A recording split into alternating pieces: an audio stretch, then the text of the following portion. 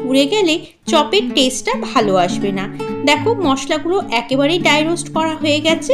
এখন এটাকে আমি একটা প্লেটের মধ্যে নামিয়ে ঠান্ডা করে তারপরে গুঁড়ো করে নেব। দেখো মিক্সিতে আমি বেশ সুন্দর করে একটা গুঁড়ো তৈরি করে নিয়েছি মশলাগুলোর। কড়াতে আমি 3 চামচের মতো সর্ষের তেল দিয়ে দিলাম। এখন এর মধ্যে ফোড়নে দিচ্ছি রসুন কুচি আর কাঁচা লঙ্কা কুচি। রসুনটা তেলের মধ্যে আগে দিলাম, তাহলে সুন্দর একটা গন্ধ বেরোবে। ঝালের ব্যাপারটা যার যার ব্যক্তিগত। আমি এখানে 3টে কাঁচা লঙ্কা দিয়েছি। তোমাদের যদি ঝাল বেশি খেতে ইচ্ছা করে অবশ্যই বাড়িয়ে নিও। দেখো এখানে বড় সাইজের একটা পেঁয়াজ নিয়েছি, সেটাকে খুব সুন্দর করে কুচিয়ে নিয়েছি। পেঁয়াজটাকে এখন আমি একটু ভেজে নেব। পেঁয়াজটা যাতে তাড়াতাড়ি ভাজা হয়ে যায় এই জন্য আমি এই সময় এর মধ্যে নুন দিয়ে দিচ্ছি। আমি 2 চামচের মতো নুন দিলাম। আশা করছি এই নুনেই আমার পুরো চপটা তৈরি হয়ে যাবে।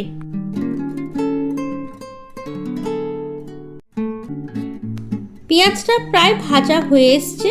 আমি এর মধ্যে খুব সামান্য পরিমাণে একটু হলুদ দিয়েছি, সেটা তোমাদের দেখাতে পারিনি। এখন দিয়ে দিলাম 1/4 চামচের মতো আদা আর কাঁচা লঙ্কা বাটা। আদা কাঁচা লঙ্কাটাকে খুব ভালো করে ভেজে নেব। তারপরে আমি একে একে পরের জিনিসগুলো অ্যাড করতে থাকবো।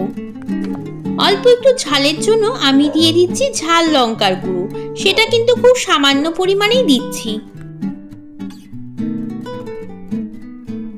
মশলাটা খুব ভালো করে কষানো হয়ে গেছে। এখন আমি এর মধ্যে দিয়ে দিচ্ছি গ্রেট করা আলু সেদ্ধটা। গ্রেট না করে তোমরা হাত দিয়ে চটকেও নিতে পারো। আমি একটু সুবিধার জন্য গ্রেট করে নিয়েছি। এখন খুব ভালো করে মশলার সঙ্গে আলু সেদ্ধটাকে ভেজে নেব। ডিমের চপটা তৈরি করার জন্য আলুর যে পুরটাকে আমি তৈরি করছি এটার মধ্যে খুব বেশি মশলার প্রয়োজন পড়ে না। আমরা যে মশলাটাকে ড্রাই রোস্ট করেছি ওর মধ্যে সমস্ত কিছু কিন্তু আছে। সেই মশলাটা দিলেই এই ডিমের চপের টেস্টটা আরও বেড়ে যাবে। দেখো সুন্দর করে কড়া থেকে ছেড়ে ছেড়ে চলে আসছে, তার মানে আমাদের আলুটা প্রায় রেডি হয়ে গেছে। এখন আমি এর মধ্যে দিয়ে দিচ্ছি 1 চামচের একটু বেশি চাট মশলা। চাট মশলা অবশ্যই দেবে। আর এর মধ্যে দিচ্ছি এখন আমি রোস্টেড মশলাটা। এটা কিন্তু একটু বেশি পরিমাণেই দিতে হবে, তাহলেই চপটার টেস্ট বহুগুণে বেড়ে যাবে। চলো এখন খুব ভালো করে সমস্ত মশলাগুলোকে আলুর সাথে মিশিয়ে নিই। আর ডিমের গোলা তৈরি করার জন্য 2টো ডিম নিয়ে নিয়েছি। এখন ডিমের গোলাটার মধ্যে একটু নুন গোলমরিচ দিয়ে দিলাম। আর অপর দিকে দেখো ব্রেড ক্রাম্বস রেখেছি, এইটার মধ্যেও আমি একটু নুন আর গোলমরিচ দিয়ে দিলাম। আমি কিভাবে চপগুলো তৈরি করি সেগুলো তোমরা একটু ভালো করে দেখে নাও, তাহলে তোমরাও তৈরি করতে পারবে। খুব ভালো করে ডিমটাকে আমি ফেটিয়ে নিলাম।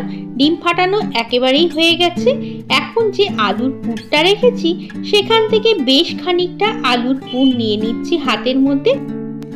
আমি যেভাবে করছি সেইভাবেই তোমরা সেম প্রসেস ফলো করে সমস্ত চপগুলোকে তৈরি করে নিতে পারবে।